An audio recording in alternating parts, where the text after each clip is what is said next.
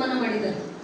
ಸುಮ್ಮನೆ ಆ ಮಾತನ್ನ 20 ಸತಿ ಅದನ್ನೇ ಮನನ ಮಾಡ್ಕೊಳ್ತಾ ಹೋದ್ರೆ ಏನಾಗುತ್ತೆ, ಒಂದು ತಿಂಗಳನ್ನಷ್ಟೊತ್ತಿಗೆ ನಾನು ಯಾರು ಅನ್ನೋದನ್ನೇ ಬರ್ತಿರ್ತೀನಿ. ಅವ್ರು ನನಗೆ ಅವಮಾನ ಮಾಡಿದ್ದಾರೆ, ನಾನು ಅವ್ರಿಗೆ ರಿವೆಂಜ್ ತಗೋಬೇಕು. ನನಗೆ ಅವಮಾನ ಮಾಡಿದ್ದಾರೆ, ನಾನು ಅವ್ರಿಗೆ ರಿವೆಂಜ್ ತಗೋಬೇಕು. ನಾನು ಎಕ್ಸಾಂಪಲ್ ಹೇಳ್ತಾ ಇದ್ದೀನಿ. ಕಷ್ಟ ಅಂದ್ರೆ ಒಂದೇ ತರ ಅಲ್ಲ, ಹಲವಾರು ತರ ಇರುತ್ತೆ ವಿವಿಧ ರೀತಿಯ ಕಷ್ಟಗಳು. ಅಂತ ಕಷ್ಟಗಳು, ಚಿಕ್ಕದಂತ ಒಂದು ಕಷ್ಟವನ್ನ ನಾವೇ ದೊಡ್ಡದು ಮಾಡಿರ್ತೀವಿ. ಅದು ಹೇಗಾಗುತ್ತೆ, ಒಂದು ಹಾವಿನ ತರ ದೊಡ್ಡದಾಗಿರುತ್ತೆ.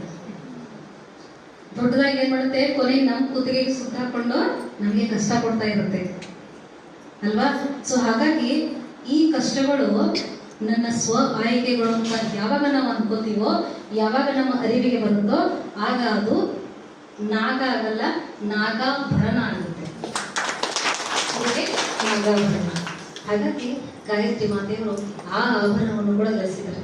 ಅದೇ ರೀತಿ ಹಾವೆಲ್ಲ ಹಾಕೊಳ್ಳೋದೇ